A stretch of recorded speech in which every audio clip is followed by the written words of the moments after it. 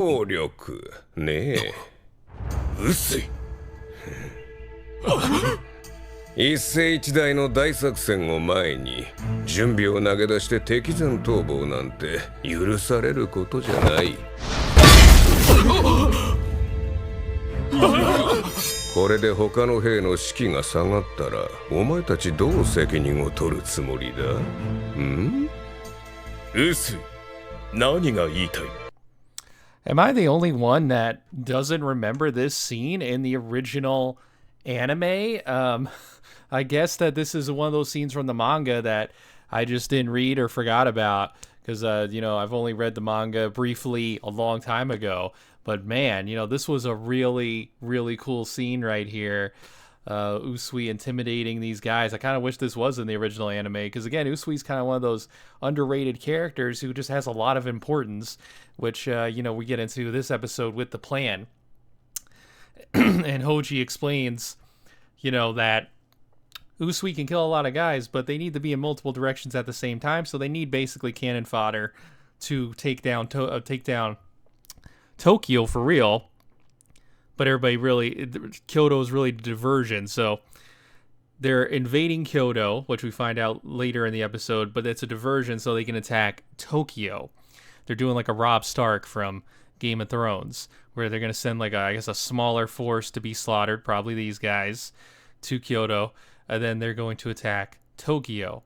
And, Saito figures this out because he's like, well, they just keep giving us this information about their plan of burning down the city, and they're letting us catch their guys and everything, which is very funny. You see this guy get caught by Saito, and he threatens them, and he, tells them his plan. It just seems like they're setting up these useful idiots.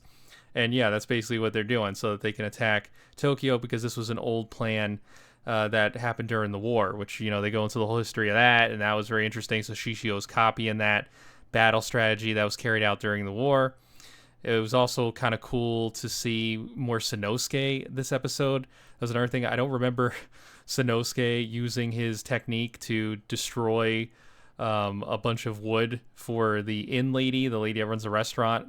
That was kind of cool.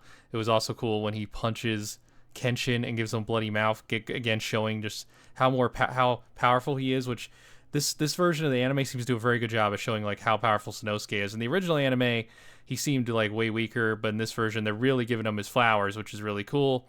It was also kind of cool when Saito asks Kenshin, so you back to being a manslayer again, and he's like, oh shit, he's got that smile on his face. He looks him in the eye. Like, this was a really nice touch, is really the eye, the smile, and he sees like, nah, this dude ain't ready to kill people, so he's like, ah shit, we're screwed. But he takes him in, tells him the plan, and that's when they figure out that, Shishio's going to attack Tokyo.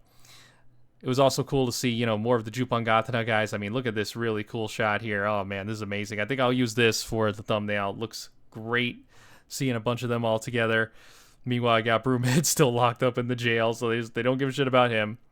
Which goes into Shishio's survival of the fittest attitude, which is what he tells the guys when they're about to attack the city at the beginning. He tells them that, remember survival, the strong live, the weak die, what he told Sojiro, as we heard in the original anime. Really epic stuff here. You see, Sojiro on the steps. The animation's a little here, but, their faces, but overall, fantastic. Again, not a lot happens this episode, but it was a great build-up episode. It's really cool, how it starts off with the guys setting the fires and they get caught. Slice of life stuff. Behind the scenes, Kenshin, Sanosuke. It was a fun build-up episode, even though we didn't get much action besides Sanosuke punching Kenshin in the mouth. So, but overall, I'll give it a good. It was a fun episode. Again, I'll give it another, just one of those other 7.5, maybe 8 out of 10 episodes, maybe 7.5, because the other episodes had a little bit of action. This one basically had none, so 7.5. But it was a fun build-up episode, and yeah, I would say 7.5 because maybe the animation also was a little But overall, it was still great animation, and it was still a good build-up episode. So yeah, I'll give the episode a solid 7.5 out of 10. But yeah, wherever you guys are, have a fantastic day. Don't forget to follow. It was greatly appreciated. We're still a small channel here. Need the follows. So any follow is greatly appreciated, whether it's on YouTube, whether it's on TikTok, whether it's on, any of the sites like Bilibili, where he's Bilibili, where he's in Chinese social media. wherever you guys are following, it is greatly appreciated. But yeah, wherever you are, have a fantastic day, and peace out.